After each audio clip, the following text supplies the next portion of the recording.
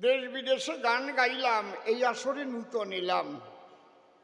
যদিও এখানে আমি প্রথম আসি, এখানকার সকলের যে প্রাণ খোলা ভালোবাসাবাসী, সেই ভালোবাসার বিনিময়ে দেওয়ার আমার কিছু নাই। আপনাদের আছে জানা, ভালোবাসার কোনো মূল্য হয় না, এটা অমূল্য সম্পদ, জানে তা সবাই। আমি দাঁড়ায় সভ্য সবার বরাবরই রাধা গোবিন্দের কাছে, মায়ের কাছে একটু প্রার্থনা করি, হে ঠাকুর, তোমার শ্রীপাদ পদ্মে এই নিবেদন আমি নিবেদন করি তোমাকে, এখানকার সবাই যেন আধ্যাত্মিক, দৈহিক, মানসিক সব দিক দিয়ে ভালো থাকে, তুমি তাই করিও কৃষ্ণ মদন মোহন। এই নিবেদন করে তারপর এবার যাচ্ছি ভূমিকায়।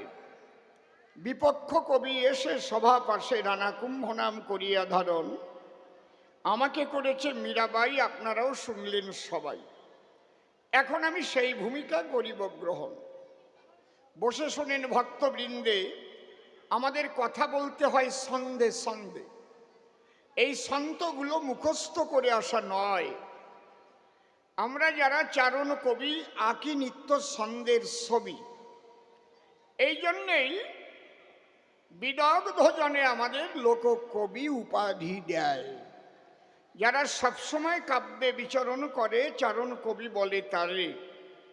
মা সরস্বতীর কৃপা না হলে পরে অনর্গল ছন্দ বলা যায় না কখন। সেই মায়ের কৃপা বলে আমরা বাংলার কয়েকটা ছেলে বর্তমানে এই কবিগান করে থাকি, কীর্তন।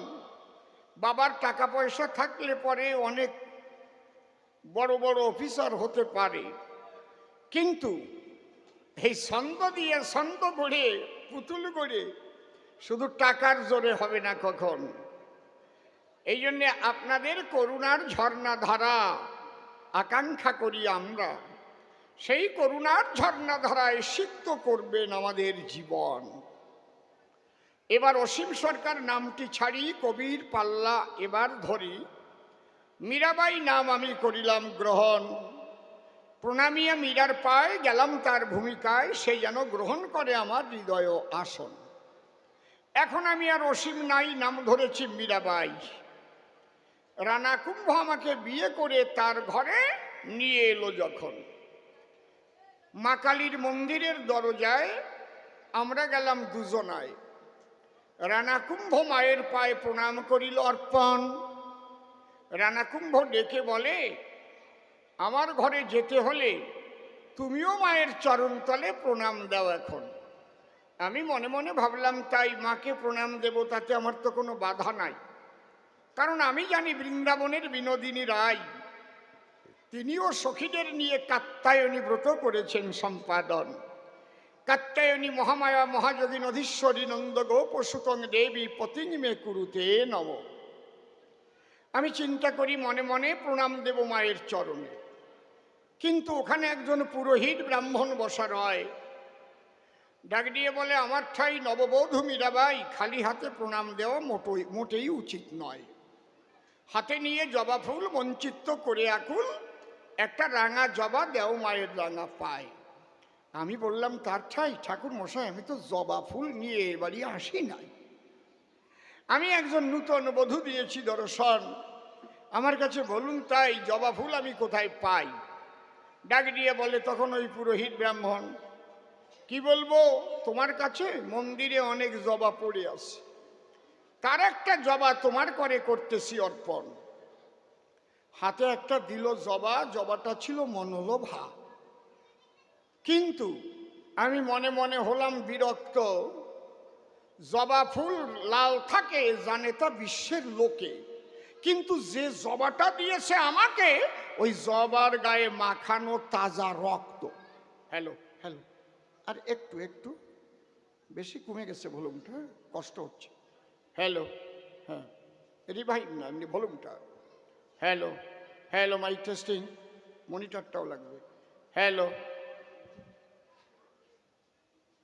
আমি জবার গায়ে রক্ত দেখে ঠাকুর মশাইকে বললাম ডেকে, ঠাকুর মহাশয় বলুন তো আপনি আমার ধারে এই জবা ফুলের উপরে রক্ত মাখা দেখি কিসের দায়। ঠাকুর মশাই ডেকে বলে, তুমি তো এই বাড়ি তো নূতন এলে, আমাদের পূজার পদ্ধতি তোমার জানা সম্ভব নয়। বুঝতে পারছেন? উনি বলছেন, আমরা হলাম কালী। এত একসাথে বাড়াইয়েন না। আমরা হলাম কালী ভক্ত। তোমার কাছে খুলে বলি, একটু আগে দিয়েছি আমরা পাঠা বলি, আর জবার গায়ে মাখানো আছে সেই তাজা পাঠার রক্ত। যেই বলে পাঠার রক্ত, আমি হলাম বিরক্ত, এরা আবার কেমন ভক্ত। হ্যাঁ, পশু বলি দিয়ে মায়ের পূজা হয়? কারণ আমি যখন বাবার ঘরে ছিলাম, আগেই তো আমি জানতে পেলাম, বাবা আমাকে বিভিন্ন শাস্ত্র গ্রন্থ করে অধ্যয়ন ঘরে থেকে শিখায় মোরে। পদ্ম পুরাণের ভিতরে একদিন কালীর ধারে জিজ্ঞেস করেছে পাগলা পঞ্চানন, আচ্ছা কালী, তোমার কাছে খুলে বলি, অনেকে তোমার পূজায় দেয় পশু বলি, তুমি কি তা করো গ্রহণ? সেই শিবের জবাব দিতে কালী কি বলেছে শিবের সাক্ষাতে, পদ্মপুরাণ থাকলে এই সভাতে নিয়ে আসুন এখন। তাতে কি লেখা আছে? আমি দেখাবো আপনাদের কাছে। কালী কি বলছে? মম দ্বারে মম যজ্ঞে যৌনরা পশুঘাতকা তে নরা নরক জান্তি যাবচ্চন্দ্র দিবাকরম। অর্থাৎ আমার যজ্ঞ, আমার দ্বারে, আমার পূজা করবার তরে যদি কোনো নারী নরে পশু বলি দেয়, অন্তর দিয়ে দেখো ভেবে যতদিন চন্দ্র সূর্য জগতে রবে, কুম্ভীপাক নরকে তারা হইবে নিলয়। তাহলে এই যদি হয় কালীর কথা, পূজা দিতে কালী মাতা পড়িয়া কোন শাস্ত্রের পাতা, তোমরা এই পশু বলির প্রথা কয় বাউন পেলে কোন জায়গায়, এইটা একটু জানাও বলে তারপরে আমি পূজা দেব মায়ের চরণ তলে। আমি খারাপ করছি নাকি বলেন তো মশাই? বড় বড় মানুষ যারা সমাজকে সংস্কার করতে জন্মগ্রহণ করে, তারা যত যত আচরতি শ্রেষ্ঠ স্তোত্র দেবতর জন সযৎ প্রমাণং কুরুতে লোকস্তদ অনুবর্ততে। মহাজ্ঞানী মহাজন যে পথে করে গমন হয়েছেন প্রাতঃস্মরণীয়, সেই পথ লক্ষ্য করে স্বীয় কীর্তি ধ্বজা ধরে আমরাও হব স্মরণীয় বরণীয়। তাহলে আজকে যদি রাজবাড়িতে এই কুসংস্কার দেখা যায়, তাহলে এই ক্যান্সার ছড়াইয়ে পড়বে সব জায়গায়।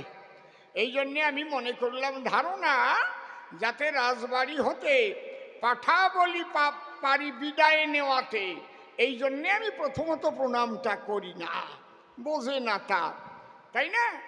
আজকে ওই যে মা শঙ্করী আজকে এখানে পাঠা বলি দিয়েছে, আমি যদি প্রণাম করি, হয়তো ঘরে মাংস করতেছে রন্ধন, অন্তর দিয়ে দেখেন ভেবে একটু পরে একসাথে খেতে বসতে হবে, বলবে মায়ের প্রসাদ করো গ্রহণ। আমরা বৈষ্ণব বা বৈষ্ণবী যারা ওই ধরনের তামসিক খাদ্য গ্রহণ করি না, তারা সাত্ত্বিক খাদ্যের দ্বারা আমরা বাঁচাই জীবন। এই জন্যে সাত্ত্বিকভাবে পূজা করি। ওই যে মা শঙ্করী, যিনি ছিলেন ব্রজেশ্বরী রাধারানী মধুর বৃন্দাবন, সেও যেমন পূজা করে, সাত্ত্বিক পূজা দিয়েছিল কাত্যায়নীরে। সেই সাত্ত্বিক পূজা হলে পরে আমি অনায়াসে প্রণাম করিতাম অর্পণ। বোঝা গেল কি নাকি? বুঝতে বাকি আছে যে আমি প্রণাম দিলাম না কেন? দেখেন, এইবার কথা আছে। তাহলে এই যে পাঠা বলির প্রথা চলে আসছে, কত মানুষ এখনো পাঠা বলি দেয়। আমি অসীম সরকার গান গাইতে গেলাম ত্রিপুরায়, তখন ত্রিপুরায় বামফ্রন্ট সরকার, সিপিএম সরকার ছিল। আমার মেজে ছেলেটার সঙ্গে গেল। ওই জায়গায় একটা 14 দেবতার মন্দির আছে, শোনেন জানি জন। ওই মন্দির দেখিবার তরে ওখানকার তথ্য সংস্কৃতি মন্ত্রী অনিল সরকার নিয়ে গেছে আমারে, তখন মানিক বাবু ওখানকার মুখ্যমন্ত্রী। ওরে বাবা রে বাবা, আমি গিয়ে দেখতে পাই ও জায়গা থাকার মতো আমার অবস্থা নাই। ডেইলি 150 থেকে 200 পাঠা বলি হয়। ওই পাঠা নিয়ে আসছে আর কাটছে, রক্তে বন্যা বয়ে যাচ্ছে। আমার মেজে ছেলেটা আমারে বলে, বাবা কোথায় নিয়ে আসছো? আমার এখান থেকে নিয়ে চলো, এখানে মা থাকতে পারে না, তুমি চলো তাড়াতাড়ি। বুঝতে পারছেন ব্যাপারটা কি? এখনো হয় বলির কথা লেখা আছে, কিন্তু সে পাঠা বলি নয়। কোন বলি আপনাদের কাছে একটু খুলে বলি, কোন বলি দিতে হয়। দেখেন, ওই মা শুধু বাইরে তা নয়, ওই মা আছে ভেতরে। থাকে কোথায়? মূলাধারে। এই দেহের মধ্যে আমাদের 7টা তালা আছে। একটু বলি আপনাদের কাছে, শোনার ধৈর্য আছে তো? প্রথম তালার নাম মূলাধার, তারপরে নাম স্বাধিষ্ঠান, তারপরে মণিপুর, অনাহত, বিশুদ্ধা, দ্বিদল, সহস্রার। এই যে মূলাধারে কুলকুণ্ডলিনী শক্তি বিরাজ করে। রাধারানী কি শিক্ষা দেবার তরে কাত্যায়নী ব্রত করেছিল মধুর ব্রজের গায়ে। এই জন্যে সদ্গুরু না ধরিলে এই তত্ত্ব পাওয়া যায় না কোনো কালে। বুঝতে পারছেন কি বলছি? আমি অসীম সরকার বলছি, মীরাবাই ভূমিকা ছেড়ে বাবা পাগলা যখন ডেকে নিয়ে গিয়েছিলেন আমারে, প্রথম আমাকে শক্তি মন্ত্রে দীক্ষা দেয়। আমার পছন্দ হচ্ছে না, আমি কৃষ্ণ ভক্ত, গৌর ভক্ত মানুষ। এ কি পাগল আমারে ডেকে আনলো, কেন শক্তি মন্ত্র দিল? আমি বাইরে গিয়ে মুখ কালা করে বসে আছি, মন্দিরের থেকে একজন পাঠিয়ে দিয়েছে, এই শালারে ডাক, ওর দীক্ষা পছন্দ হয় নাই। মনের মানুষ তো মনের কথা জানে। আবার নিয়ে গেল ডেকে মন্দিরের ভিতর তার সন্নিধানে। তখন তত্ত্ব কথা আমাকে শুধায়, শোন, কুণ্ডলিনী চেতন না হলে বিশুদ্ধ কৃষ্ণ ভক্তি কি তার মেলে?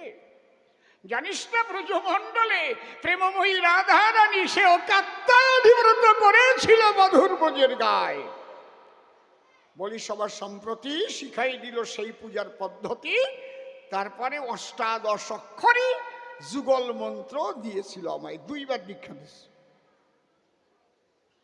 একেবারে গোপন কথা বলে গেলাম আপনাদের কাছে। তাহলে এই যে কোন বলি দিতে হয়, দেহের মধ্যে 6টা পাঠা দিবানিশি ঘটায় লেখা। কাম, ক্রোধ, লোভ, মোহ, মদ, মাৎসর্য যারে কয়। যদি কেউ জ্ঞানের খড়গ ধরে এর বহির্মুখী স্বভাব মূলাধারে মা কালীর দ্বারে বলি দিতে পারে মহাশয়। কুণ্ডলিনী চেতন হলে জীবাত্মাকে নিয়ে ঊর্ধ্ব দিকে চলে, তখন এক এক তলা ভেদ করে ওই যে বাঁশি বাজায় সহস্রে প্রাণ গোবিন্দ কৃষ্ণ দয়াময়, জীবাত্মা হয় রাধারানী, শুনে কৃষ্ণের বংশীর ধ্বনি। ওই কৃষ্ণ নীলমণির সঙ্গে যোগমায়া হয়ে রাধা গোবিন্দের যুগল ঘটায়। এই জন্যে একথা অতি সত্য। জানতে গেলে সাধন তত্ত্ব, দেহতত্ত্ব একজন সদ্গুরুর আছে বিশেষ প্রয়োজন। তাই নাহলে এই পাঠা বলি দেবে, পাঠার মাংস খাবে, চুল্লু খেয়ে বেড়াবে। কি যাও খাও গিয়ে, আমার কি, যত পারো খাও। একজন মা কালীর দ্বারে পাঠা বলি দিয়ে আর ওই পাঠার মাংস খেয়ে আর চুল্লু খেয়ে করেছে কি, একদম ড্রেনে মাথা দিয়ে পড়ে আছে, দেহ বাইরে আর ড্রেনে মুখ দিয়ে ওই যে পচা জল যাচ্ছে, প্রস্রাবের জল, কি কি জল ওই খাচ্ছে।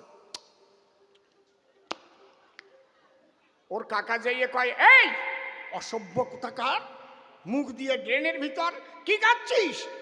কয়, আলুর দমের জল খাচ্ছি। আলুর দমের জল খাচ্ছে। হাসিয়ে পড়েন, হায় রে আমার কপাল রে। এই জন্যে কোথায় 6টা পাঠা বলি দিতে হয়, তাই না হলে বাজারের পাঠা এনে বলি দিয়ে খায়। আমি অন্য ধর্মের একটা কথাও বলবো না। এই সব ধর্মে এইরকম ঢুকিছে, সব ধর্মে এইরকম কুসংস্কার ঢুকিছে, ওগুলো বলবো না আমি আপনাদের কাছে। আমি স্বধর্ম সংস্কার করার কিছু কথা বলতেছি। সবাই দেখেন, কোথায় দিতে হয় হচ্ছে কুণ্ডলিনীর দ্বারে ওই কাম, ক্রোধ, লোভ, মোহ, মদ, মাৎসর্যের কে বলি দিতে হয় জ্ঞানের খড়গের দ্বারায়। আর কি বানাইছে? পাঠা বলি দিয়ে মাংস আর চুল্লু খায়। তাই দোষ কার? সম্পূর্ণ দোষ ওই বামুনের। ওনাদের দরকার ছিল এগুলো বুঝাইয়ে দেওয়ার, কিন্তু বুঝাই নাই কেন? তাহলে তো পাঠার মাংস ওনাদেরও কম পড়ে যাবে। কথা নয় অসঙ্গত। আগে পাঠা কাটলে মাথার ভাগ ঠাকুর মশাই পাত, এবং ঠাকুর মশাই যে খাড়া দিয়ে কোপ দিত, ওলাই তোরে চারে না পয়সা দেবানে 2 ঠ্যাং জড়াই কোপ দিস সামনের। তাহলে ওই তো ঠাকুর মশাই নিয়ে যাবে। এক বুড়ো ব্রাহ্মণ, ওর বাড়িতে ছেলেপেলেরা গিয়ে বলছে, ঠাকুর মশাই আমাদের কালী পূজা আপনি করিয়ে দেবেন এবার। কয় আমি আর এখন কালী পূজা করি না, আমার দাঁত নাই বুড়ে বাবা, সব দাঁত পড়িয়ে গেছে। দাঁতে কি অসুবিধা হচ্ছে? কয় পাটার মাংস এখন আর খাতে পারবি না, একদম কালী পূজায় যাই না। বুঝতে পেরেছেন ব্যাপারটা? এই যে ভুল ব্যাখ্যা করে সমাজের মধ্যে যে কুসংস্কার আসতে প্রবেশ করায় কিছু নারী নরে, যার জন্য মূল তত্ত্ব ফেলে মানুষ ভুল তত্ত্বের পিছনে ধায়। ছোট্ট একটা গল্প মনে পড়ছে, বলবো কি এই জায়গায়? না, বলবো না, বলবো না। ও গল্পটা একটু অসুবিধা আছে, ওটা বলবো না। কি কে রে আপনি কোশ্চেন কইয়ে দেন?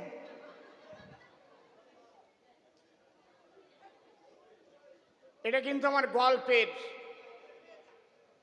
কেউ যেন আবার ভাববেন না যে কাউকে আমি ছোট করবার জন্য বলছি।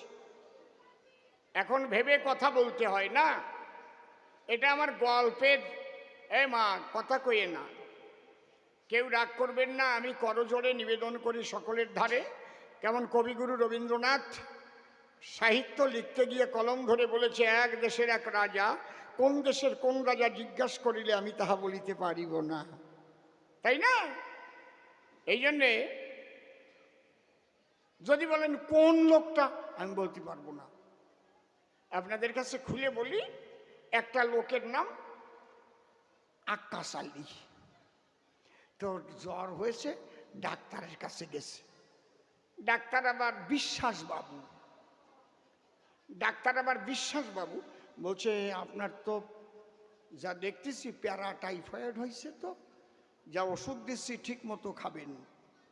লিখে দিচ্ছি এন্ট্রোমাইসিটিন 500 mg ডেলি 3টে খাবার পরে, সকালে খাবার পরে একটা, দুপুরে আর রাত্রে। এটা একদম 12টায় কোর্স।